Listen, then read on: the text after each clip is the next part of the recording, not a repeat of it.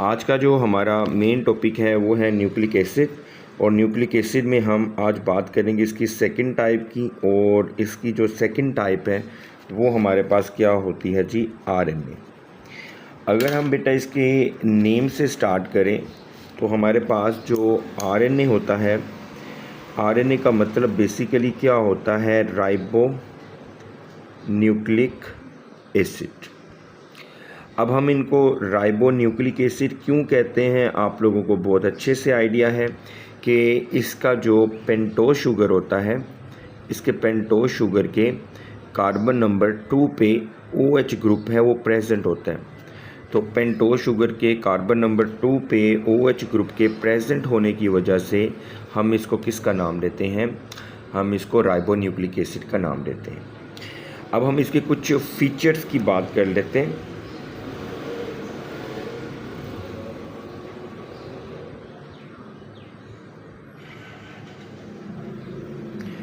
तो बेटा इसके कुछ फीचर्स होते हैं हमारे पास आरएनए के।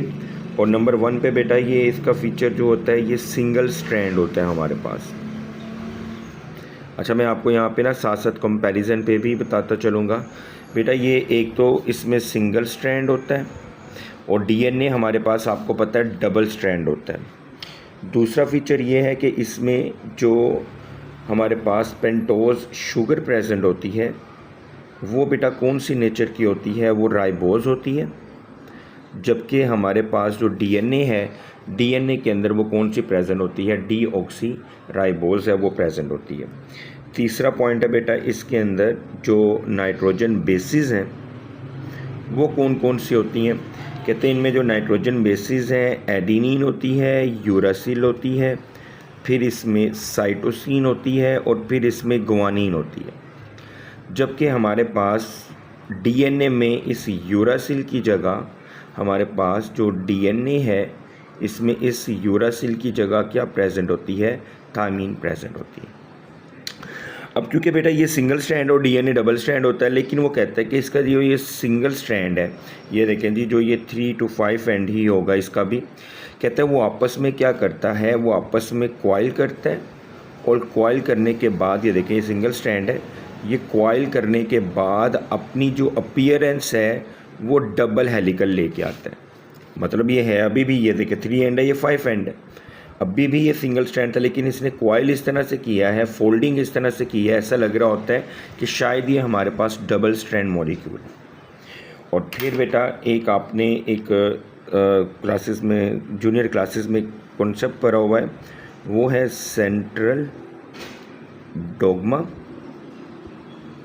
और बेटा इस सेंट्रल डोग्मा के बारे में आप लोगों ने एक आइडिया पढ़ा हुआ है कि 2 तरह का स्टेप होता है सेंट्रल डोग्मा में। नंबर 1 हमारे पास होता है इसमें ट्रांसक्रिप्शन। और नंबर 2 पे बेटा आपने पढ़ा हुआ है इसमें होता है ट्रांसलेशन। बेटा ट्रांसक्रिप्शन में आप लोग पढ़ते हो हमारे पास जो डीएनए होता है, इस डीएनए से क्या बनते हैं जी, all type of RNAs. DNA से तमाम के तमाम टाइप के आरएनएस बनते हैं। और ये आरएनए फिर किस में चले जाते हैं, हमारे पास साइटोप्लाज्म में। और साइटोप्लाज्म में ये अपने आप को अरेंज करवाते हैं और इन्हीं आरएनए से फिर क्या बन जाती है, हमारे पास बॉडी की जो प्रोटीन्स हैं वो सिंथेसाइज हो जाती है। तो बेटा ट्रांसक्रिप्शन एक्चुअली क्या होता है, डीएनए से आरएनए का बनना। ट्रांसलेशन क्या होता है, आरएनए से आपकी बॉडी के अंदर प्रोटीन का बनना। This is called as translation. इसकी थोड़ी और डिटेल में अगर बात करें तो बेटा जी हमारे पास ये एक सेल है, हमारे पास ये सेल का न्यूक्लियस है। अब सेल के न्यूक्लियस के अंदर हमारे पास डीएनए का मॉलिक्यूल होता है, ये डबल हेलिकल, ये आपके पास जो स्ट्रक्चर है ये डीएनए का मॉलिक्यूल है। डीएनए के मॉलिक्यूल ने क्या किया जी, ट्रांसक्रिप्शन, और यहाँ से इसने बनाया सिंगल स्ट्रैंड आरएनए। अब ये जो आरएनए है जो कि न्यूक्लियस के अंदर बने हैं, एक्चुअली हम ये बात कर रहे हैं यूकैरियोट्स की, ये भी एमडीकेट का पॉइंट है, ये यूकैरियोट्स की बात कर रहे हैं क्योंकि यूकैरियोट्स के अंदर न्यूक्लियस प्रेजेंट होता है। तो ट्रांसक्रिप्शन का जो प्रोसेस है in case of eukaryotes that will occur in the nucleus, क्योंकि हमारे पास जो प्रोकैरियोट्स हैं इनमें तो न्यूक्लियस होता ही नहीं ना, तो उनमें तो वो डायरेक्टली तौर पे ये जो प्रोसेस है वो किस में हो रहा होता है, वो डायरेक्टली तौर पे उनका प्रोसेस साइटोप्लाज्म में हो रहा होता है। ये बात को आपने क्लियर करना है। अच्छा, आरएनए जो यहाँ पे बना है, फिर आपको पता है यहाँ पे इनके ऊपर क्या प्रेजेंट होते हैं, न्यूक्लियर पोर्स होते हैं। इन न्यूक्लियर पोर्स के ज़रिए से ये बनने वाला जो आरएनए है that will goes into the cytoplasm. ये बनने वाला आरएनए है ये किस में चला जाएगा भाई, ये साइटोप्लाज्म में चला जाएगा, और साइटोप्लाज्म में जाने के बाद फिर ये क्या करता है, वहाँ पे ट्रांसलेशन करता है, यानी कि प्रोटीन की सिंथेसिस करता है। अब ये ट्रांसलेशन और ये प्रोटीन की जो सिंथेसिस है ये किस तरीके से करेगा, हम उसके बारे में अब जानने लगे।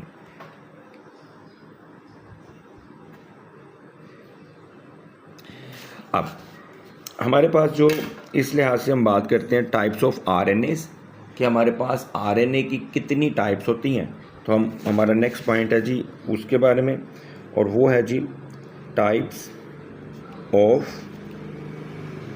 आरएनएस।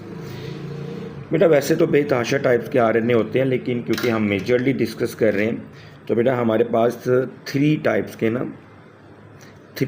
के आरएनएस हैं, उनके बारे में ये बात कर रहे हैं। और ये सारे के सारे आरएनए हैं किस प्रोसेस के थ्रू, ट्रांसक्रिप्शन के प्रोसेस के थ्रू डीएनए से ही बनते हैं। और प्रोकैरियोट्स में तो ये प्रोसेस ट्रांसक्रिप्शन का साइटोप्लाज्म में होते हैं, लेकिन जो यूकैरियोट्स होते हैं, यूकैरियोट्स के अंदर ये वाला जो प्रोसेस है ये बेटा न्यूक्लियस के अंदर हो रहा होता है। अगर हम टाइप्स ऑफ आरएनएस की, तीनों टाइप्स के आरएनएस की बात करें तो इनमें जो हमारे पास है मैसेंजर आरएनए होता है, एक टाइप है इसका जी, फिर हमारे पास ट्रांसफ़र आरएनए होता है, और फिर हमारे पास इसमें राइबोसोमल आरएनए, ये तीन टाइप का आरएनए होता है। अगर हम बात करें जी मैसेंजर आरएनए की, तो परसेंटेज में कितना होता है, ये कहते हैं जी ये 3 to 4% होता है, जस्ट 3 to 4% है। ट्रांसफ़र आरएनए कितना होता है जी, ये 10 to 20% होता है, और मोर देन 80 और 80% तक हमारे पास कौन सा प्रेजेंट होता है, राइबोसोमल आरएनए। तो ये भी एमसीक्यूज़ के लिए इम्पोर्टेंट है पॉइंट, कि मैसेंजर आरएनए है, मैसेंजर आरएनए की परसेंटेज कितनी है ओवरऑल 100% में से, तो ये 3 to 4% है। ट्रांसफ़र आरएनए की कितनी है जी, वो आपके पास 10 to 20% है। राइबोसोमल आरएनए की कितनी है, तो वो बेटे जी हमारे पास बनती है, इसकी टोटल परसेंटेज 80% तक ही हमारे पास प्रेजेंट होता है जी। तो यहाँ तक आपका बेटा इंट्रोडक्शन था इसका, वो क्लियर हो गया। अब हम इसकी थोड़ी सी डिटेल है वो बात करते हैं। तो डिटेल में बेटे मैं अगेन से बात करूँगा। हम बात कर रहे थे अपनी टाइप्स ऑफ आरएनएस।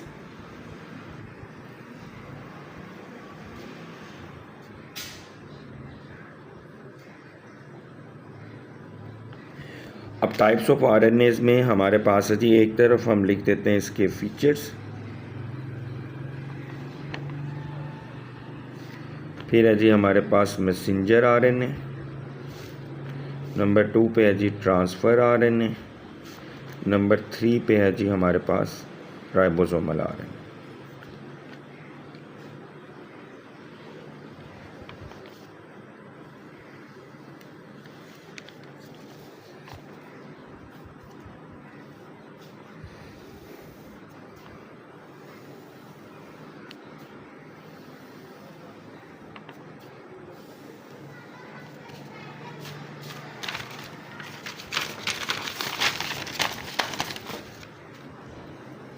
ओके, हम फीचर्स में सबसे पहले बात करते हैं जी, हमारे पास जो ट्रांसफ़र आरएनए है इनका अगर हम बात करें तो वो है जी हमारे पास फंक्शन।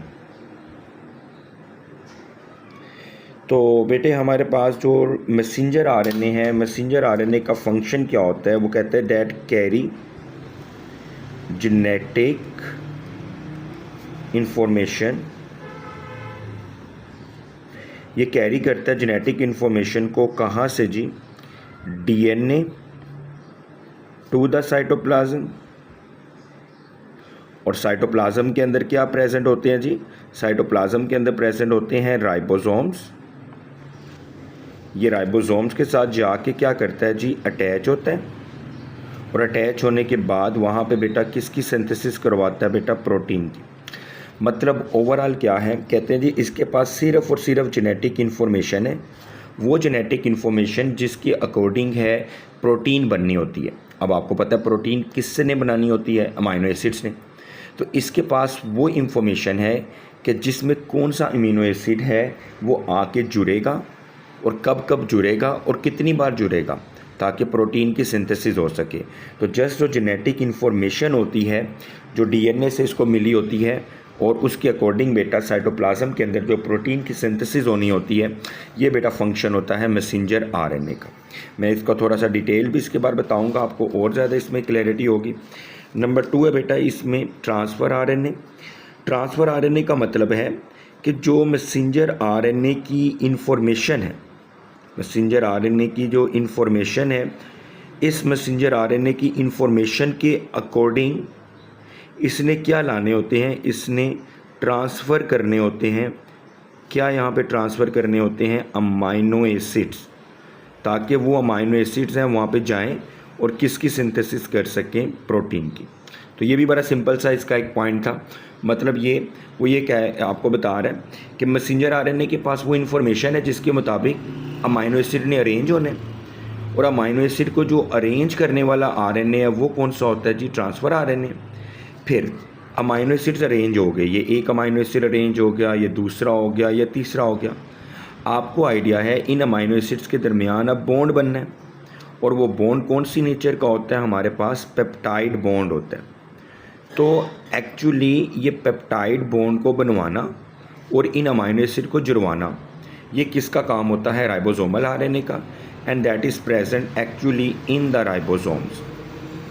और ये किसके अंदर प्रेजेंट होता है जी, ये राइबोसोम्स हैं उनके अंदर प्रेजेंट होता है।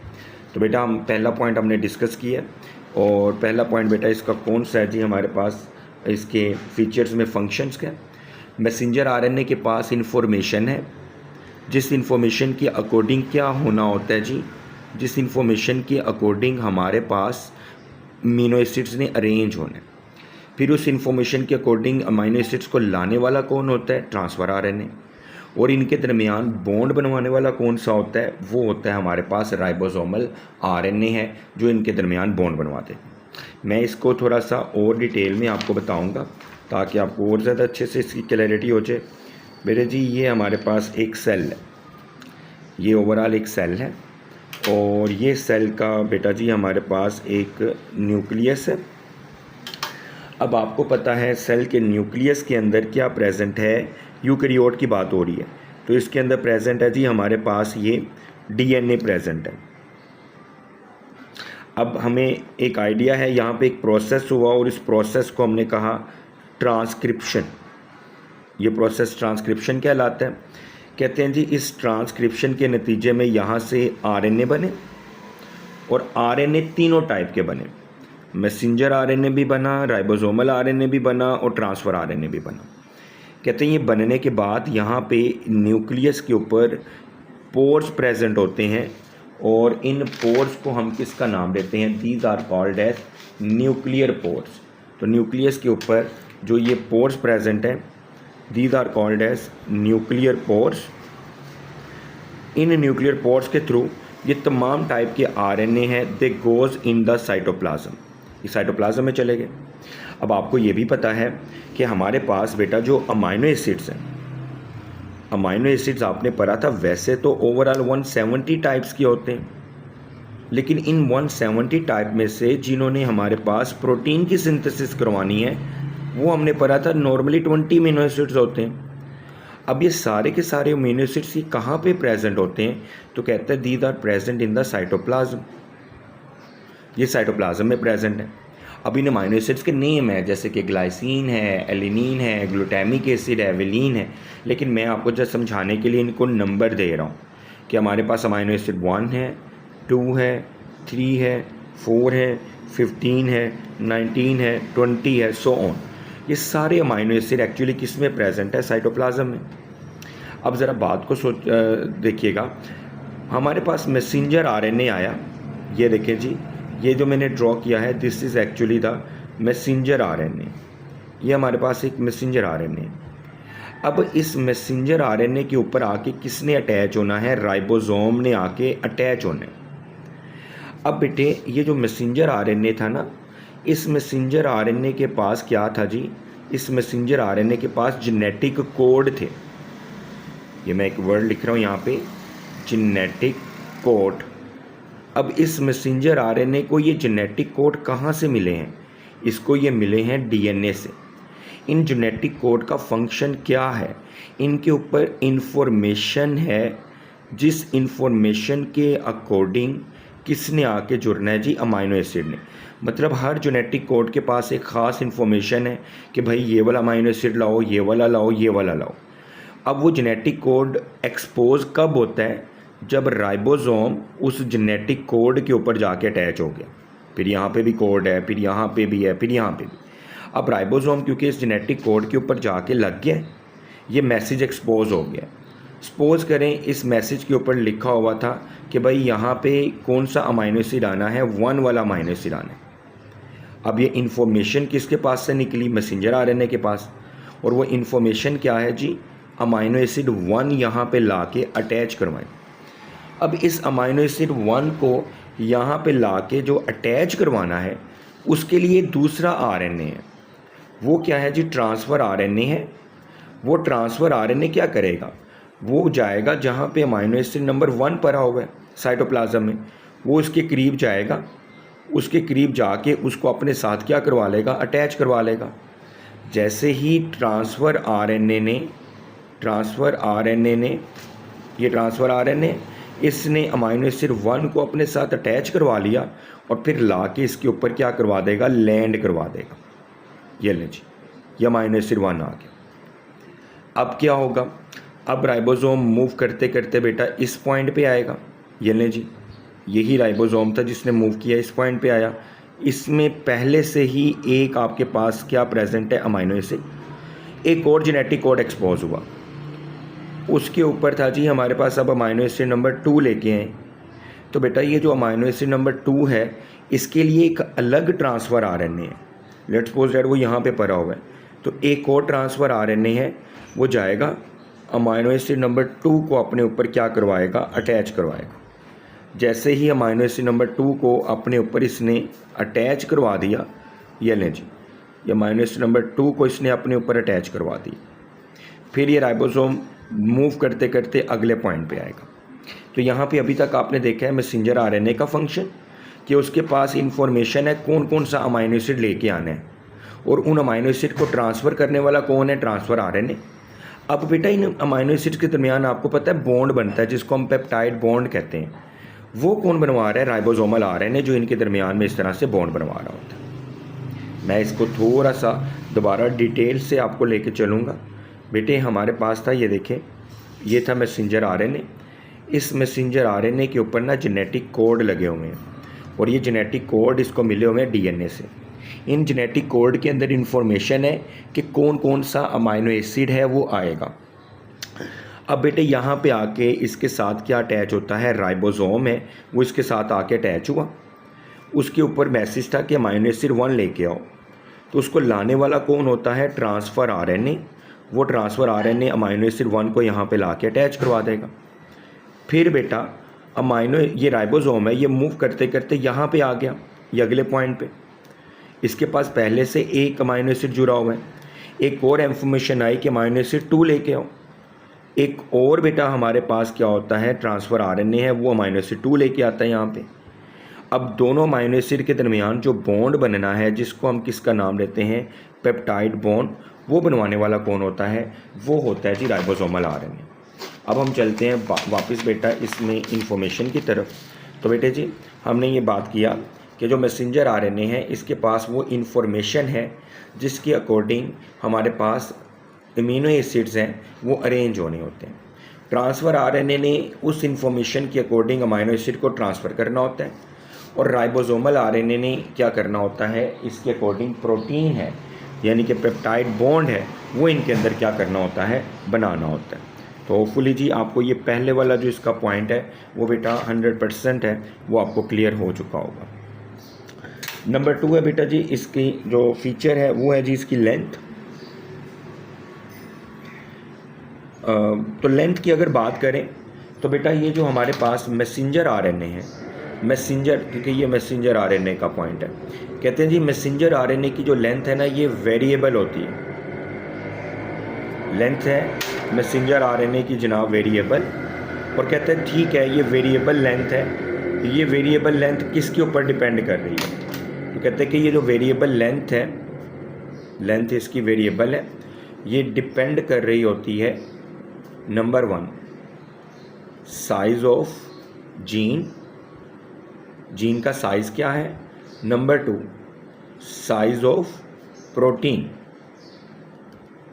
यानी कि अमाइनो एसिड, अमाइनो एसिड और प्रोटीन के साइज के ऊपर और जीन के ऊपर डिपेंड करती है। वो बेटा इसकी एक रेशियो आपने याद रखनी है 1:3। 1:3 का मतलब क्या है कि भाई 1 का मतलब है एक अमाइनो एसिड। अमाइनो एसिड अगर एक होगा तो मैसेंजर आरएनए के जो न्यूक्लियोटाइड हैं, क्योंकि आपको पता है ये न्यूक्लियोटाइड से मिलके बना हुआ है, मैसेंजर आरएनए के जो न्यूक्लियोटाइड हैं वो क्या होते हैं जी, वो हमारे पास 3 होंगे। मैं आपको ना समझाता हूँ इसके बारे में। आपने ना एक एग्जांपल प्रीवियसली पढ़ी थी, वो आपने पढ़ी थी इंसुलिन की। आपने पढ़ा इंसुलिन के अंदर ना टोटल 51 अमाइनो एसिड होते हैं। अब ये 51 अमाइनो एसिड हो गए, कहते हैं इसके लिए मैसेंजर आरएनए की लेंथ कितनी होगी, 3 गुना 3 टाइम्स होगी। तो आप 51 को बेटा 3 से मल्टीप्लाई करोगे तो जो भी बेटा आपके पास आंसर आता है जी 3, तो बेटा इसकी जो लेंथ है वो कितनी हो जाएगी, 83 हो जाएगी, सॉरी 153 हो जाएगी। तो यानी कि वो कहना चाह रहा है 1:3 है। एक अमाइनो एसिड के लिए 3 न्यूक्लियोटाइड होते हैं, 2 अमाइनो एसिड के लिए 6 न्यूक्लियोटाइड होंगे, 51 अमाइनो एसिड के लिए 3 से मल्टीप्लाई करो तो 153 न्यूक्लियोटाइड होंगे। तो ये बेटा लेंथ है हमारे पास किसकी जी, ये हमारे पास लेंथ है मैसेंजर आरएनए की। नेक्स्ट कहता है जी जो हमारे पास ट्रांसफ़र आरएनए है, ट्रांसफ़र आरएनए की लेंथ किसके ऊपर डिपेंड करती है? तो कहता है ये कांस्टेंट होती है, ये कांस्टेंट होती है। और बेटा ये हमारे पास कांस्टेंट कितनी होती है? कहते हैं जी ये 75 न्यूक्लियोटाइड्स की होती है। कोई भी आपके पास ट्रांसफ़र आरएनए हो जाए, इसकी लेंथ है वो बेटा 75 न्यूक्लियोटाइड्स तक होती है। राइबोसोमल की गिवन नहीं है तो आपको बेटा वो करने का ज़रूरत भी नहीं है। और लास्ट पे बेटा मैंने आपको इसका पॉइंट बताया कि मैसेंजर आरएनए बेटा कितने परसेंटेज में होता है, ये 3 to 4 होता है। ट्रांसफ़र आरएनए कितना होता है, 10 to 20% होता है। और राइबोसोमल आरएनए मोर देन 80% है। और ये राइबोसोमल आरएनए किस में प्रेजेंट होता है, राइबोसोम्स में। और राइबोसोम्स में बेटा ये वहाँ पे 40 to 50% प्रेजेंट होता है, बाकी 50% इसके अंदर प्रोटीन होती है। तो ये बेटा हमारे पास एक टॉपिक है इसका, और वो है हमारे पास इसमें आरएनए, और आरएनए के बेटे टाइप है उसके बारे में हमने इसको डिटेल्ड में जाना कि आरएनए की टाइप्स कौन कौन सी होती हैं और ये कहाँ पे किस तरीके से बनती हैं। तो होपफुली बेटा आप लोगों ने इस लेक्चर को अंडरस्टैंड अच्छे से किया होगा और उम्मीद करता हूँ आपका ये क्लियर भी हुआ होगा। इसके बाद हम आपके क्वेश्चंस हैं वो लेते हैं।